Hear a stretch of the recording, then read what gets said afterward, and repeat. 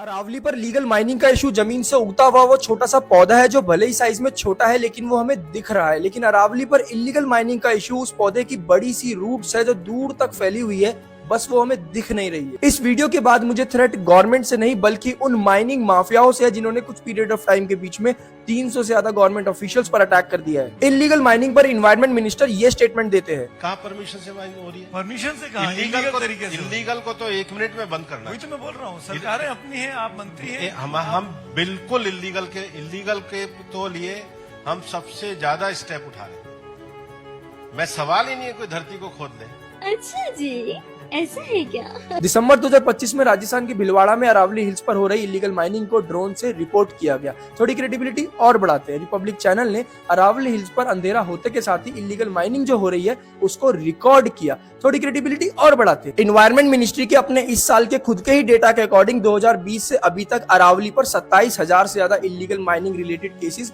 Report किए गए हैं, जिसमें से सिर्फ 3,000 केसेस पर एफआईआर दर्ज हुई है, यानी टोटल का 11%। थोड़ी क्रेडिबिलिटी और बढ़ाते हैं और 2018 की सीएजी की रिपोर्ट पढ़ते हैं जो कहती है कि पिछले 5 साल में राजस्थान में अरावली हिल्स पर 98.87 लाख मेट्रिक टन मिनरल्स को इलीगली माइन किया गया है। इस इशू पर लड़ने वाले हमारे देश के one of the most powerful activist Kailash Meena has almost been murdered 6 times while investigating illegal mining in India. और थ्रेट और छोटे मोटे अटैक्स की तो कोई गिनती ही नहीं है। And everything is being done by the mining mafias. इन्होंने मुझ पे 6-7 बार हमले किए हैं। मैं बाल बचा हूँ। 2002 में सुप्रीम कोर्ट ने अरावली हिल्स पर होने वाली माइनिंग पर कंप्लीट बैन लगा दिया था, लेकिन कुछ समय बाद सुप्रीम कोर्ट ने अपने जजमेंट में मॉडिफिकेशन करके कहा कि चलो ठीक है, जिन जगहों पे क्लियरेंस है वहां पे आप माइनिंग कर सकते हो। लेकिन तब से लेके अभी तक यही नहीं क्लियर हो पाया है कि भाई कौन सी जगह लीगल है, कौन सी इलीगल है, कहां पर माइनिंग हो सकती है और कहां पर नहीं।